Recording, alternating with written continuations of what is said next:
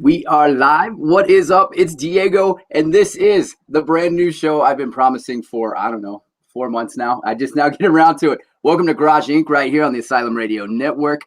As I said, I am the new metal messiah, Diego.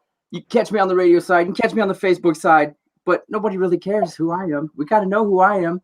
We want everybody to know who you guys are. I'm sitting with Toby in Geneva from Marquis of Vaudeville. What is going on, you guys? How are you doing this evening?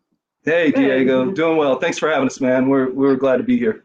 Hey, thanks for coming on. Thanks for coming on. So you guys they're four-piece out of Dallas, Texas, and for those of you that don't really know who you guys or who these guys are, like just kind of tell everybody like what you're about. Like I said, we were talking kind of off air, so to speak. It's just what you guys offer. It's so much, but it's a good so much. You know what I'm saying? So like it's a stage presence and the music's fucking awesome and it's just all tied together. So just kind of let everybody know like who you are, what you do, and what you're about. Yeah, man. So when we put this band together, and I started writing some of the songs for this band, they kept coming out with a little bit of an old world feel. I mean, we have influences that range from 60s through 70s, 80s, up to today. 90s alternative, of course, but there was something that was kind of coming through that sounded, there was like maybe there was a piece that sounded like it was from the old world, or we used some instrumentation that sounded like it didn't necessarily belong today in modern music, and so we just kind of combined modern alt rock with this old world style, and then once the music was laid out that way, we're like, well, what are we going to call ourselves? And so we landed on Marquis of Vaudeville, and when we created the name or came up with the name, we're like, all right, so if we name ourselves this, then every show, everything we do has to live up to this freaking name. So we've got to everything has to be over the top. So that's what we do live. Is we put on these extravagant shows. We have burlesque, we have sideshow, we have magic. At one show we had a magician who used an electric chair. I mean, it's just really crazy. We decorate the venue with some sort of theme. One time we did an Unlucky 13, an event where everyone came defying superstition. So you had to basically walk under ladders to get in. You had to break a mirror once you got in there. You had to do all the things that your grandmother and grandfather told you not to do. So Yes. So we did that. We do like Alice in Wonderland, twisted Alice in Wonderland themed events. One called A Clockwork Wonderland. We do like a twist Wonderland, and then everyone gets dressed up, kind of in an old world Victorian or Edwardian style. And then we rock, get on stage and do what we do. That's awesome. That's like the whole aspect of it, especially the superstition. So like that's how you're paying your way is like you come on in, but we'll first you're gonna walk under this ladder. Yeah, dude, I like that. That's just really unique and it's different and I dig it. So thanks. Because you guys are such a different take on a great sound, like what were your inspirations? Like what were the biggest inspirations in the present time or growing up? So I would say we'll get to musically, but first of all, I think a lot of the what we do stems from growing up and my grandmother taking me to every local performance, every play. So the theater was a big influence on what we do. That's where the theatrical nature comes in. I was this immensely shy kid, and I wanted desperately to get on the stage and be a part of these stories and be a part. But man, I was crippled by shyness when I was a kid. So I think when I started writing music and started getting on the stage, all of that influenced what we do now, and everyone's kind of come on board and worked with me on it, and we put this all together. Like as you mentioned, like our videos exude the same kind of crazy, mysterious, cryptic messages, and so you know, I think the theater is probably where it started. Musically, man, it's difficult to say, but like bands like The Cure, you know, Pink Floyd, even like, you know, stuff that is like Zeppelin, you know, I could go on and on. Bowie was a huge influence on what we do. So there's a lot of Bowie influence. And then writers like Edgar Allan Poe, lyrically, probably the most influential on lyrics. Also, Neil Gaiman is a modern writer who's a huge influence, and Tolkien was a big influence. Films, man, like Legend and Labyrinth from the 80s, stuff like that. Anything you got anything to add, Geneva? I tend to talk a lot and digress.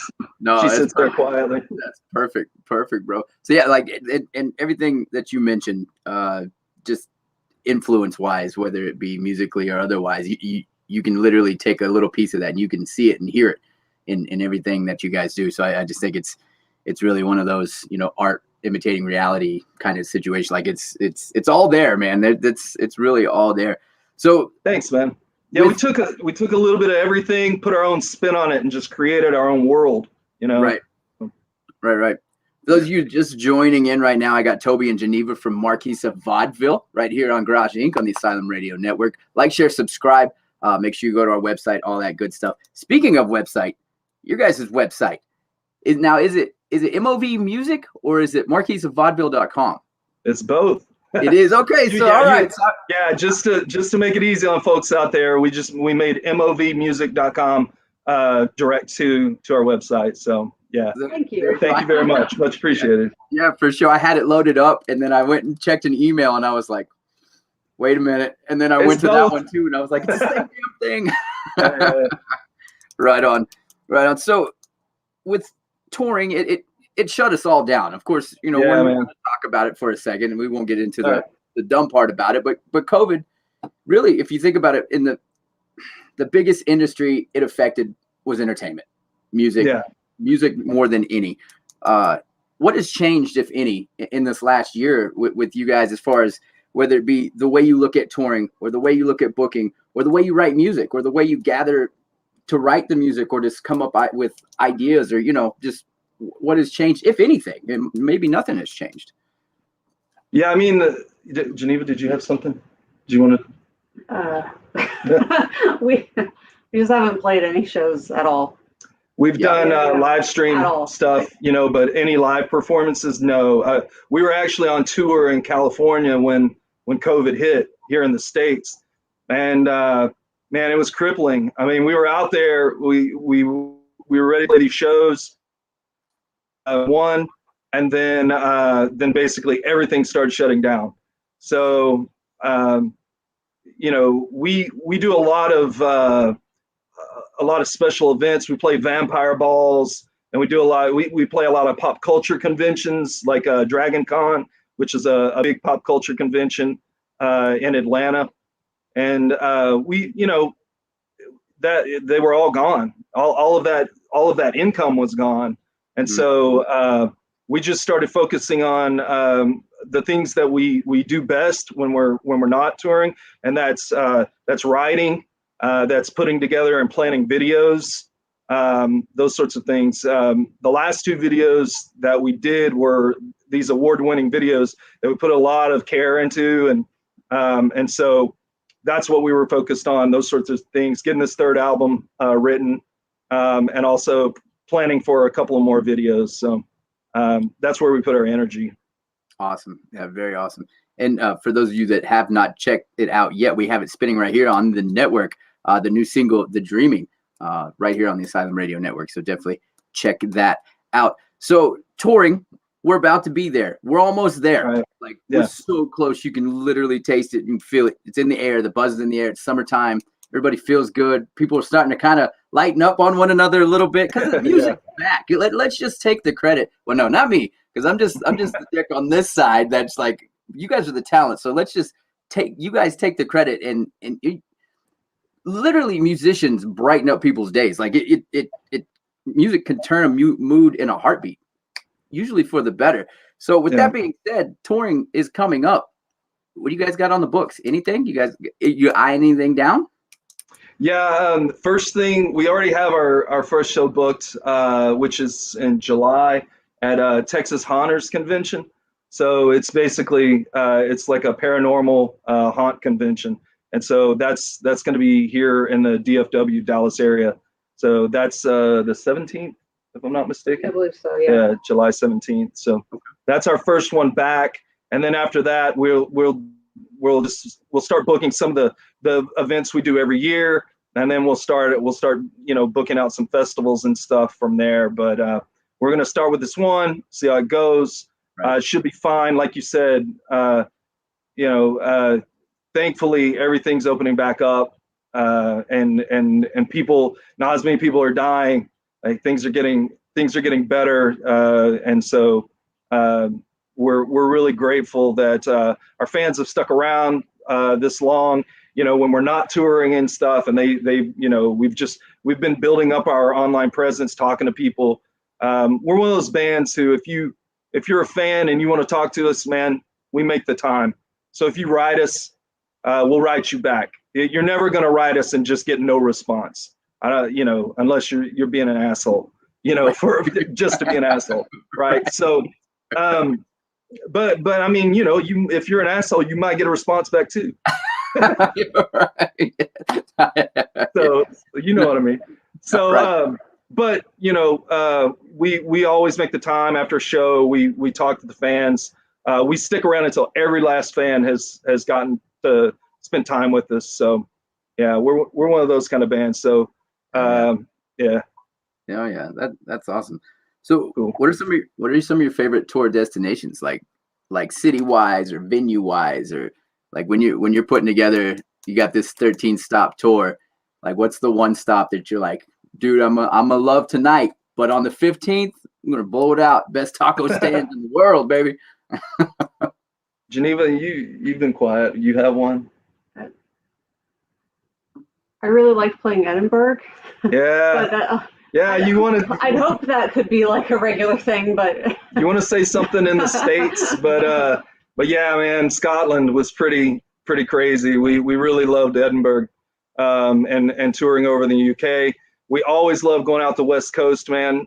There's a couple of events we do out there. Clockwork Alchemy is one of them. We love going to New Orleans and playing at the Vampire Balls. We've done several down there. We did the Anne Rice Vampire Ball, and we've done Endless Night. And so those are some of our favorites. Can you think of another? That's just I also love going to Dragon Con in Atlanta.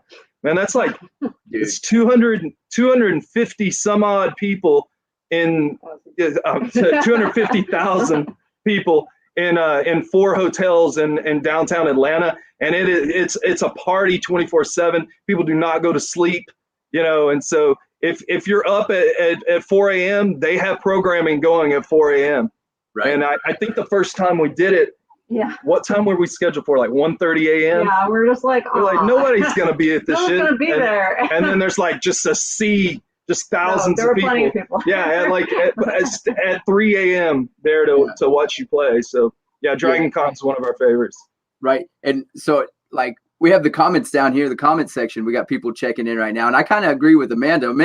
Amanda D is our morning girl on the radio side. She wants to know more about the Vampire Balls. She kind of wants to attend. I'm not gonna lie, I piqued my interest as well. I was like, wait a minute.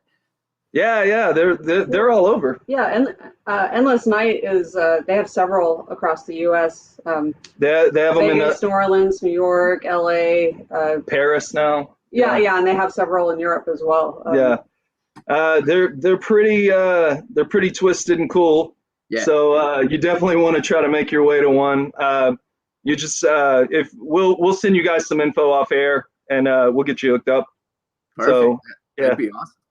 For those of you just joining in, I got Toby and Geneva from Marquis of Vaudeville right here on the Asylum Radio Network. You can hit them up on their website, marquisofvaudeville.com. Also, they got music literally everywhere, including right here. We're spinning the new single, The Dreaming. Badass tune. Dude, like I said earlier, I started to research you guys because I knew a little bit about you. but I wanted to dig a little deeper. Right. And I made the mistake of not having enough time to dig that deep. And so I was like scrambling, trying to watch 20 seconds of each video. And then finally I was like, you know what? This is going to be an evening thing. So I just sat down.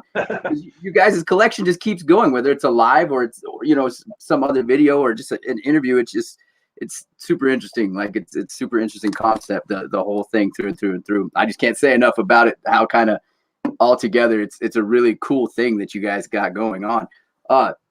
So this is kind of a question I ask bands every now and again, especially now with the way we do. I've been in radio for, I guess, 14 years now. I'm almost 40, so I'm getting up there. So I've seen it. I didn't quite see the cassettes, the carts, but I came in just as we were kind of starting to not be as lazy as a DJ.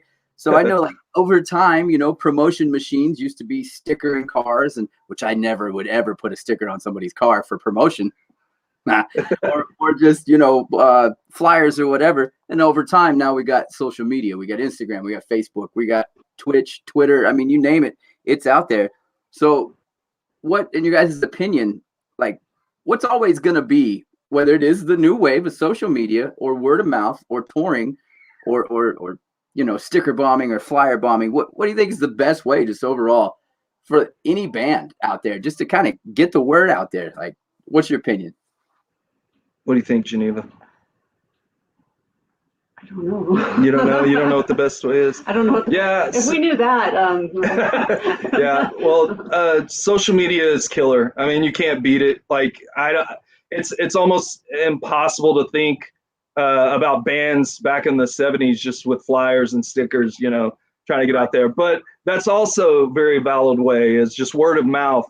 And I think that something that's worked for us is just building a fan base of rabid fans who tell other people about it and say, hey, did you see what these guys are doing? Because like it's just something that I've never seen before. And we create that word of mouth by these events that we put on. I remember the first event that we put on. It wasn't our first, but it was our first major event. When we started playing our first show, we had 250 people, which we were like, damn, that's pretty good, because we made it in an event. And then our next show, we had 350. And so we decided on our third, or I think it was our third go round, the venue, we talked to this local venue called Curtain Club. It's not there anymore, but it's a historic venue. I mean, everybody's played there. And we said, hey, look, we just want free reign of the venue. Can you give that to us? Can you let us do what we want to do? We don't want to put these other bands on. We want to put these variety acts on, and we want to decorate the venue. And the guy said, I mean, hell, you've brought 100 more each time. Yeah, I'll give you a chance. So we were shooting for 450 people. And what happened, man, was like 900 people. Yeah, and so, and at the end of that event, I mean, I spent so much time planning this event. We decorated the place like a twisted wonderland. When you walked in, you went down the rabbit hole, and that was it. And so, so when that event was over, we literally had people crying. They were hugging each other and crying because they didn't want to leave. They didn't want to go back to their job.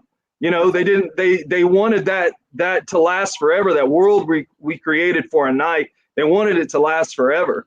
And so by doing those sorts of things, people, the word spread in Dallas, and then, and in Texas, and then on, and from there. And, now we do these types of crazy events all over the States, but also, we've been hitting over in the UK, like we said. So, yeah, I mean, that's word of mouth has been tremendous for us, So, Nice. but, a lot of that social media comes into that, so. Right. Yeah. So. For sure. I'm the same way. As much as I love to sit and say old school, and you just want to tell everybody about everything, and it's like, it is what it is. I'm guilty of it. We have short attention spans these days. If it's not happening within Everyone 30 does. seconds, gone. So social media really has been kind of the way. Sometimes it's fun. Other times it could be dramatic. Sometimes the dramatic can be the fun part, though. Just sitting back and watching crazy stuff go on. Well, I mean, So you can reach anyone in the world, which you couldn't do before. You can anyone in any, it's amazing. So right. yeah, we've got a lot easier, I think. But at the same time, the market now is flooded with anyone can record. Anyone can just put, so now it's more difficult to get people to pay attention because there's so much out there. So it's just the market's saturated with anyone and everyone who has a phone and can and sings or whatever. So it also has its problems in that everyone can make music now. It's great, but then for bands that are really got something special, how do you stand out? When you've got this beautiful music, how do you get people to pay attention and not think you're just another one of the people that don't really know what they're doing and just amateurly putting something on a phone, etc. Right? So right, for sure. Yeah, it's double-edged sword. Yeah. So we still got a lot of 2021. We're just starting to warm up. What's in store for you guys for the rest of this year, going on into 2022? We got singles, we got albums, tours. What are you looking forward to? Like what is next for Marquis of Vaudeville? Our third album that we're working on. I'm really excited about the music that we're putting together for this one. Also, the video ideas that we have. We're really looking forward to filming again and getting those. Like I said, the last two we did. They were filmed across 3 states and in about 10 plus locations. They've won. I think we probably won. We won awards all over the globe at this point for those videos. So I'm excited to get to work on these next videos. Geneva, do you have anything that you're excited about other than these cats that are running around in the background? I'm excited to play a show in front of people. That's what I'm excited. Yeah, we got to connect with that audience, like get that face-to-face time. Yeah, that's just something that for us is immensely important.